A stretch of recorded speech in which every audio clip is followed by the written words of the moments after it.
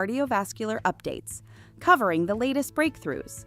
Brought to you by LucidQuest, the American College of Cardiology and the American Heart Association have issued their 2025 guidelines for hypertension management, giving renal denervation a Class IIb recommendation. The ultrasound-based Paradise system and the radiofrequency-based Simplicity Spiral are both FDA-approved, and national coverage may be finalized by CMS as early as October 2025. The updated approach emphasizes personalized care and risk estimation using AHA's Prevent tool. ETH Zurich has introduced a groundbreaking innovation in cardiac repair, a 3D printed, biodegradable heart patch known as RC patch. The scaffold, infused with hydrogel and lab-grown heart cells, integrates into heart tissue and naturally degrades over time. Early animal studies show rapid control of bleeding in a pig model, marking a significant step forward in regenerative medicine. Cardiovascular technologies are leading innovation across the FDA's Breakthrough Devices program. Of 1,176 designations to date, 243 have gone to cardiovascular devices. Noteworthy advancements include the TriClip G4, Farapulse, Tendyne, and Echo's ELEF tool. These technologies aim to accelerate care for critical and underserved conditions. In stroke prevention for patients with atrial fibrillation, the addition of biomarkers such as NT-proBNP and GDF15 to the CHA2DS2 VASC model has shown improved predictive power. A 12-year cohort analysis involving over 30,000 adults suggests this approach could refine anticoagulation decisions and improve long-term outcomes. Boston Scientific has launched the Agent DCB Stance trial.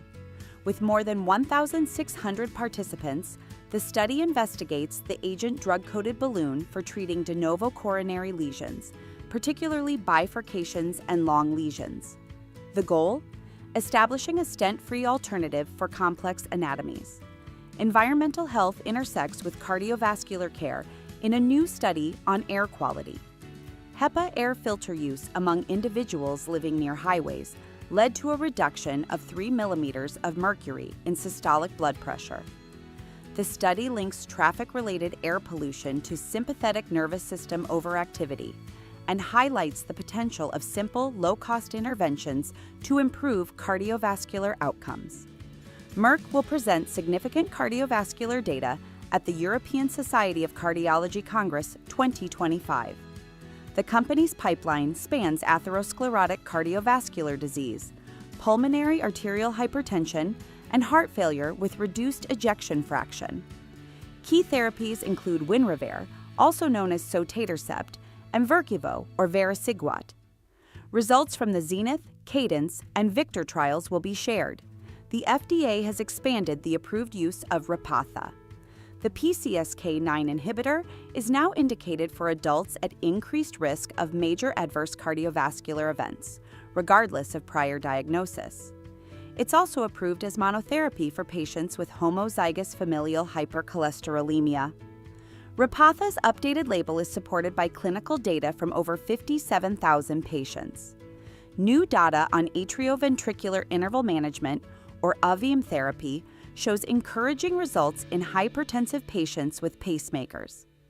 Pressure volume loop studies reveal systolic blood pressure reductions between 17 and 19 millimeters of mercury, depending on pacing strategy.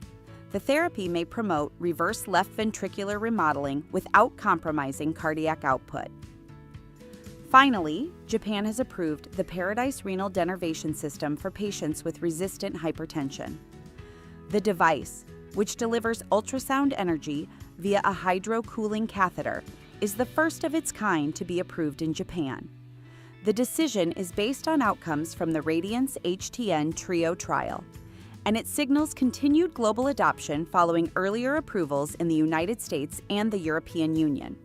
Stay ahead in cardiovascular research. Like, share, and subscribe for weekly updates.